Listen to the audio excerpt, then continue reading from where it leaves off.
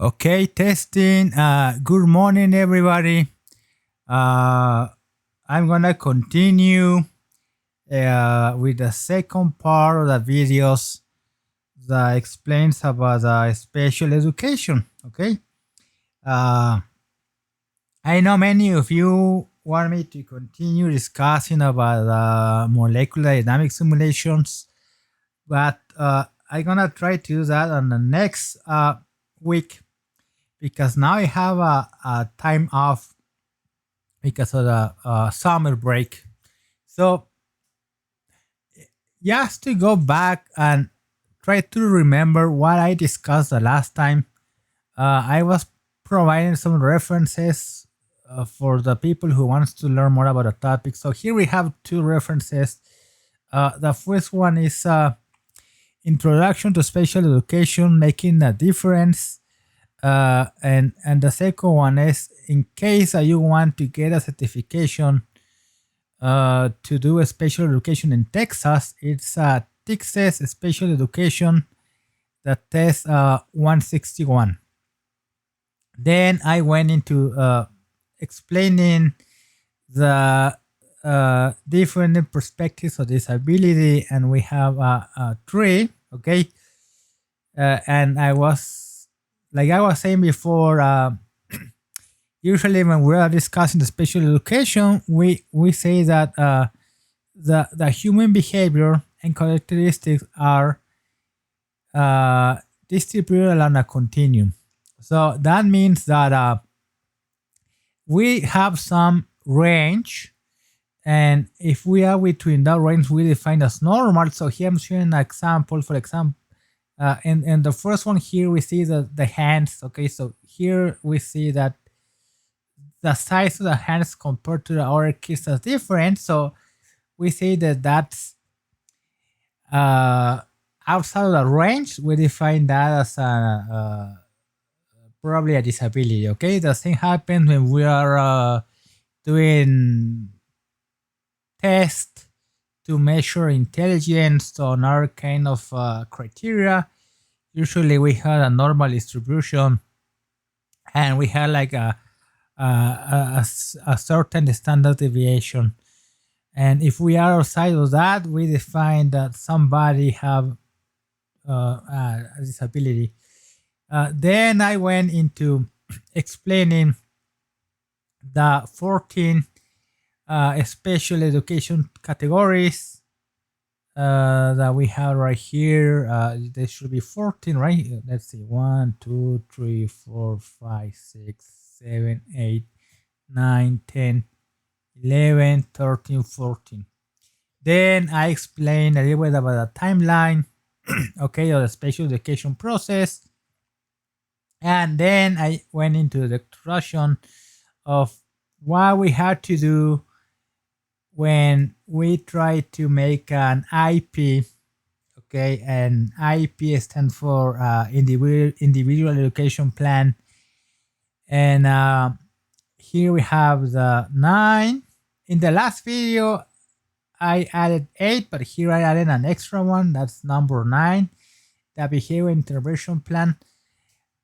I was not adding that on the last presentation, on the last video, because usually a behavior intervention plan is for everybody. It's for everybody. It's for all the students. It's not necessarily specifically for a special education student. A behavior intervention plan may be for anybody, any population and student population. So now I'm gonna start with the first thing. I think the more important thing when you're doing an individual education plan, and that's as we define as the PLAAFP. Why we say it's important? Because based on this PLAAFP, and probably it's really hard for me to pronounce the PLAAFP, everything, the goals that we had, the accommodation and modification, the placement of services, the function, everything is gonna be based on this PLAAFP, okay? So I'm gonna go introduce what we had to do, and that's what we have here in this next presentation.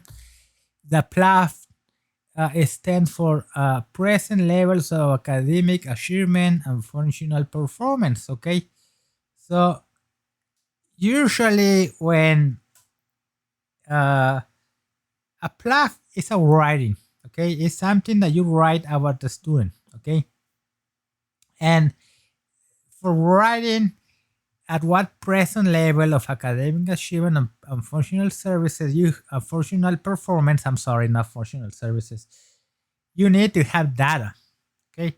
So you as a special education services, one of your duties is to collect the data of what the student is doing in the classroom, okay, and based on that, you're gonna write a PLAAFP, okay. Now, what kind of data you have to collect? I will say everything, and I'm gonna explain that, but everything, for example, input for the general education teacher, and usually you ask the general education teacher to provide input for the individual education plan, because the teacher probably is going to have to complete a form that you provide to the teacher, and on that form you're going to have the you're going to have to put like the weaknesses, the strength of the student, and if there are any things that he wants to consider. But anyways, does the PLAAFP reflect or review the FIE? Okay, usually when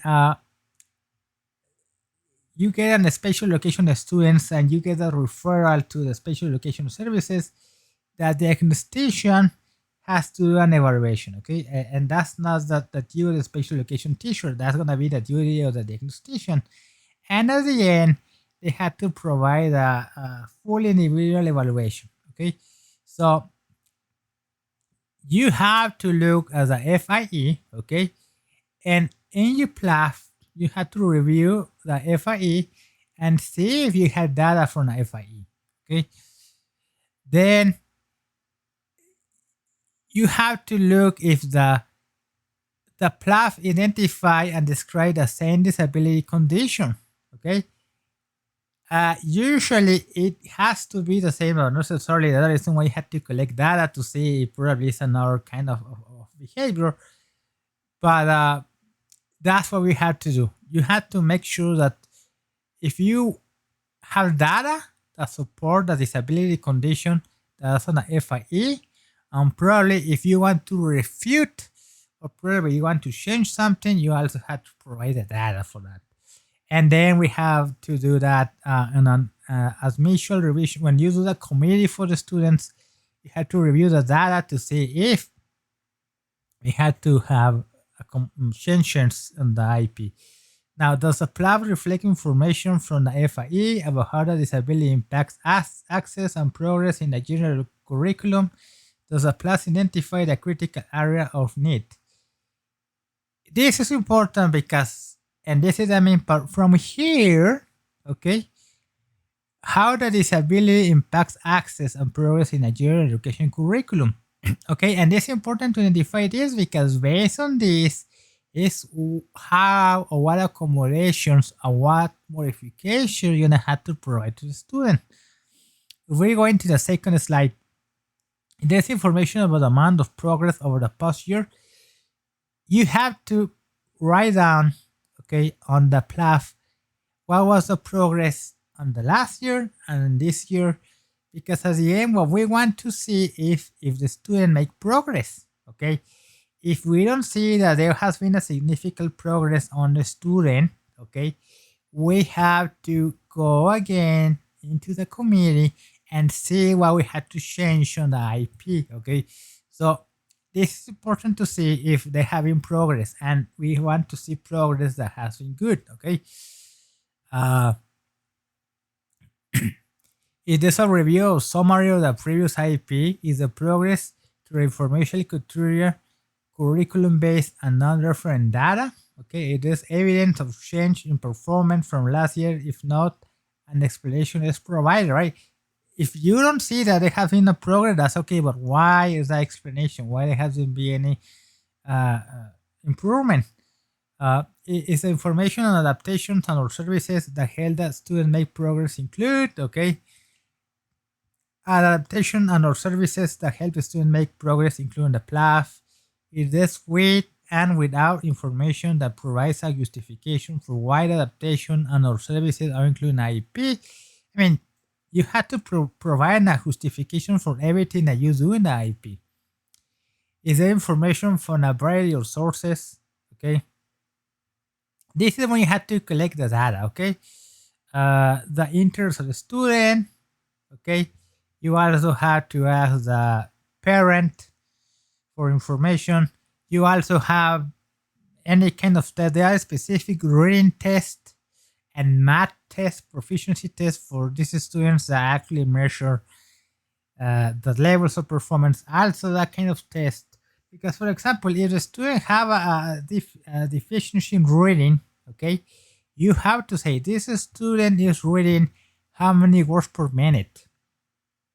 Okay, and that was in the past, and now the student hopefully is gonna read more words per minute. You had to be really specific in what was the improvement, and with numbers, and specifically there has been like a 40% improvement, 20%. You know, we need to see number to specify what we had before and what we have after. We have a baseline, okay? And this is what I was saying before: is the data observable and measurable? I mean, can you see it and count it? That is important because we need to have something that is measurable and you can count it. Then based on that, we do the goals. Okay. Is it clear how the disability affects involvement and progress in the same curriculum as the non-disabled students? You have to provide that information. It is information on what the enrolled grade level person is doing. Is reporting the score obtained on benchmark tests, grade, etc. It is information on how same age pairs are performing. Of course, we have to also see and compare how he's doing with a general classroom population. Does the PLAAFP reflect the student's strengths and critical areas of need? Okay. Now here we are, just to give an idea of how we write a goal area. Briefly describes the current performance and the source. Results of intervention. Okay, so how long it has been, because at the end, if the student have a need, we have to do intervention, and then we have to say how long has been the intervention and how that has been improved the strength of the student, the concerns of the needs of the student, and based on this concern or needs, okay, and based on that data, we had to develop the goals and objectives, because at the end, how we address these concerns? Well, we had to establish goals so the student has to accomplish. They're going to help him to improve on those concerns. And then the impact of the student disability and progress in the general education curricula or appropriate activities. Here we have a template for a PLAAFP. I mean, there's not a template for PLAAFP, okay? It's a writing, okay? I know that I got this from a presentation, and I mean they say there's a template. There's not a template for a PLAAFP. I mean, even if you want to add to your PLAAFP a table or an image or anything that you want to, you may add it to the PLAAFP. Okay, even you are able, if you are using the computer software for writing a PLAAFP, they allow you to attach, you know, tables, state assessments, pictures. I mean, it's up to you.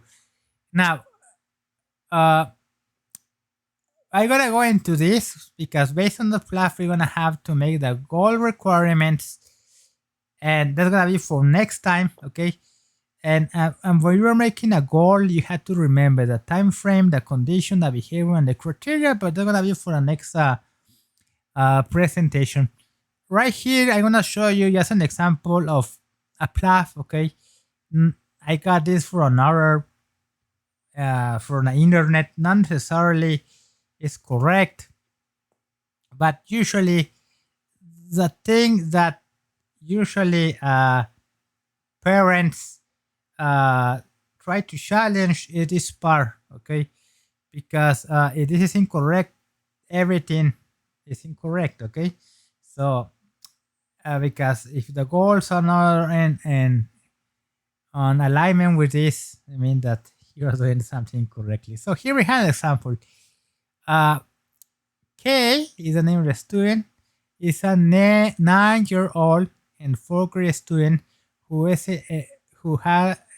eligible for special education services under the category of specific learning disability.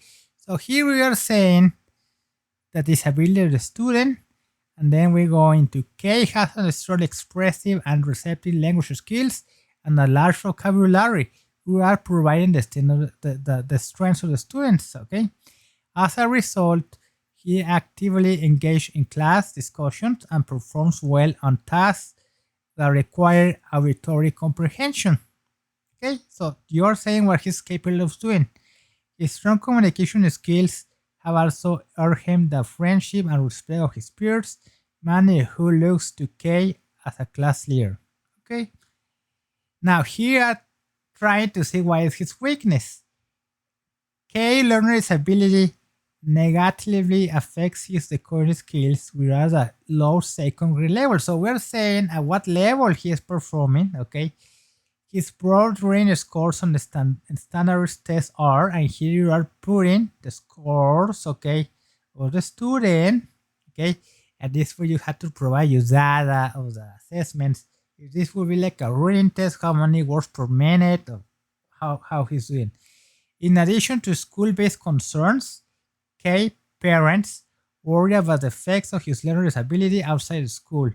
For example, K avoids games that involves even a little of reading, resulting in some conflicts during the weekly family game nights, which often involves board games.